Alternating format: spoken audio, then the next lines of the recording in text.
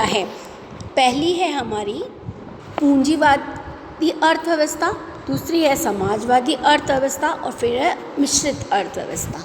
ठीक है, सबसे पहले अपन पढ़ते हैं पूंजीवादी अर्थव्यवस्था। पहले अर्थव्यवस्था के प्रकार देख लें। उत्पादन व साधनों के आधार पर ये इसको कितने भागों में, 3 भागों में बांटा हुआ है। ठीक है, पूंजीवादी, समाजवादी और मिश्रित।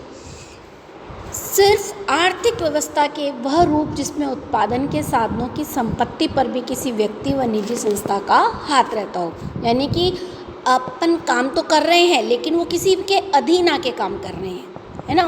कोई भी देश अगर आगे की ओर बढ़ रहा है, उत्पादन कर रहा है, लेकिन वो किस पर निर्भर है, आज का देश तकनीकी पर निर्भर है ना।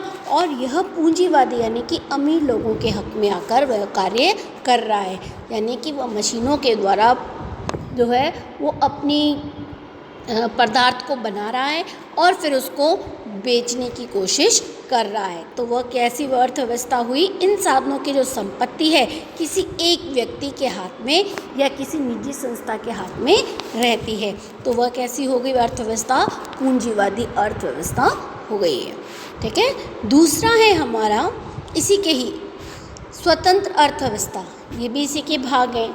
जैसे पूंजीवादी अर्थव्यवस्था में कौन कौन से देश आते हैं, America, great Britain, Japan, Canada, ये सब पूंजीवादी अर्थव्यवस्था में आने वाले देश हैं। समाजवादी अर्थव्यवस्था, उत्पादन के सभी साधनों पर सरकार या राज्य का हाथ रहता है, यानी जो भी चीज़ें उत्पादित हो रही हैं, है ना, उन पे किसका अधिकार रहेगा, सरकार का रहेगा और राज्य का रहेगा, इसमें किसी व्यक्ति का नहीं रहेगा। ठीक है, तो वह कहलाता है समाजवादी अर्थव्यवस्था।